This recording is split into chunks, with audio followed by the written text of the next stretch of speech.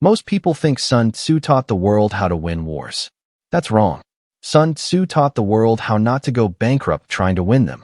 Because the greatest threat to a nation isn't the enemy across the battlefield. It's the bill that comes after the war. For most people, Sun Tzu is just a name, a face behind strategy quotes, a meme shared by entrepreneurs who've never actually read The Art of War. He's treated as a philosopher of victory, a mystical thinker who cracked the psychology of domination. But that version of Sun Tzu misses the point entirely.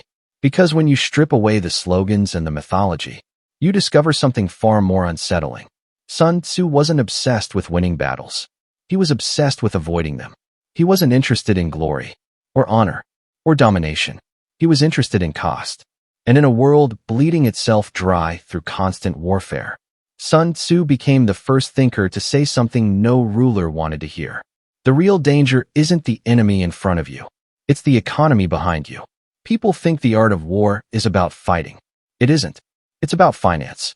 Welcome to the Financial Historian, where money, power, and history collide. And nothing is ever as simple as it looks. To understand Sun Tzu's financial genius, you have to understand the world he lived in. Because his ideas didn't appear in a vacuum. They were born in collapse. China, during the late spring and autumn period, and the early Warring States era, roughly the 6th to 5th centuries BCE, was a fractured landscape of rival kingdoms. Every state believed it could unify the world, and every state was draining its treasury to try. War wasn't occasional. It was constant. Alliances formed and shattered. Armies grew larger every decade. What once were aristocratic chariot duels turned into massive infantry mobilizations. And those armies didn't just require courage. They required food, metal, weapons, horses, supply lines, taxes, at a scale no previous generation had ever faced. States weren't just fighting battles anymore. They were running full-scale stress tests on their economies. Every time a king sent an army into the field, he was effectively taking a loan against his future. And far too often, that loan came due. Western audiences imagine ancient war as heroic and tactical. But in this period, war was logistical before it was anything else. The moment an army moved, the meter started running.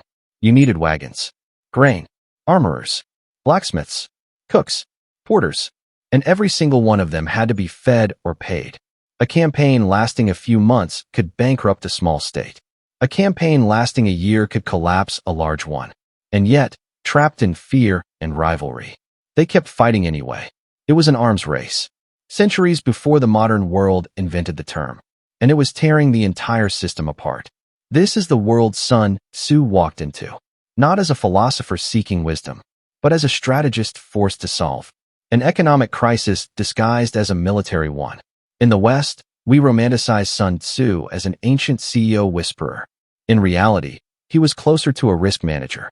He looked at the numbers, the costs, the timelines, the logistics, and realized something terrifying. Victory meant nothing if the treasury collapsed afterward. Most rulers thought the enemy's army was their greatest threat. Sun Tzu believed their own spending was. That's why the most important line in The Art of War appears right at the beginning. Before deception, before terrain, before morale, he writes, war is of vital importance to the state. Not glorious, not honorable. Vital, meaning dangerous, disruptive, capable of destroying the society it claims to defend.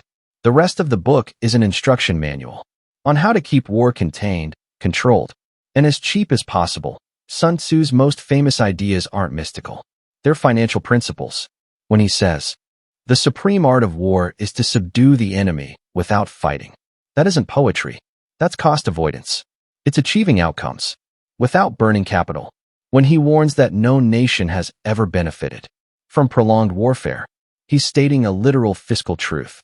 Time increases cost. Cost erodes stability. Speed matters not because it's aggressive, but because it's cheaper.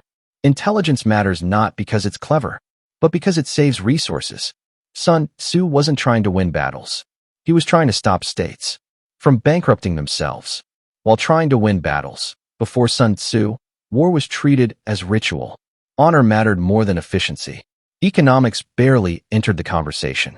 But population growth and new weapons changed everything. Warfare scaled up into something unsustainable. States had to reform taxes, standardize currency, build bureaucracies. War became a national project and an existential financial risk. Sun Tzu saw the old mindset as suicidal.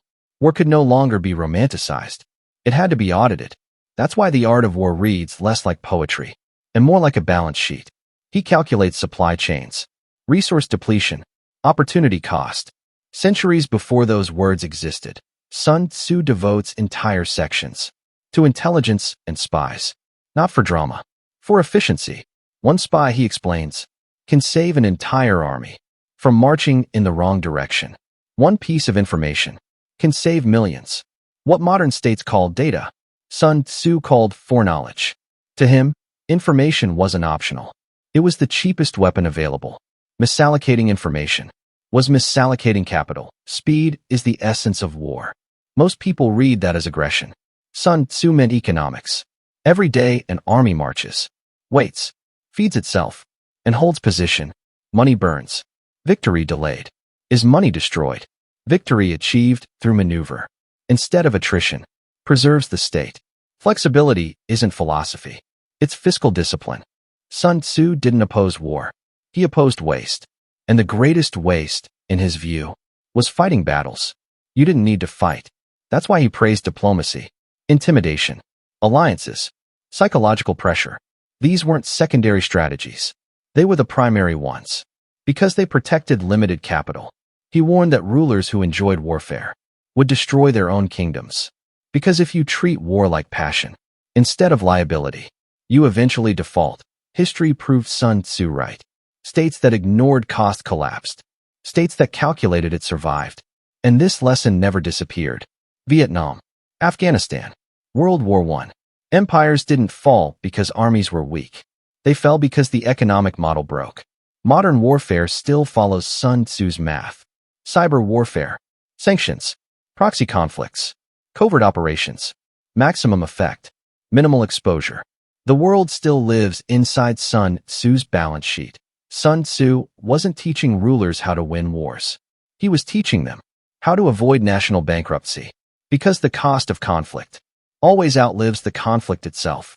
States don't fail because they lose battles. They fail because they drain the capital that holds them together. The best war is the one that doesn't require rebuilding your economy afterward. The art of war isn't about aggression. It's about restraint, not overpowering opponents, outlasting them. Sun Tzu wasn't a warrior.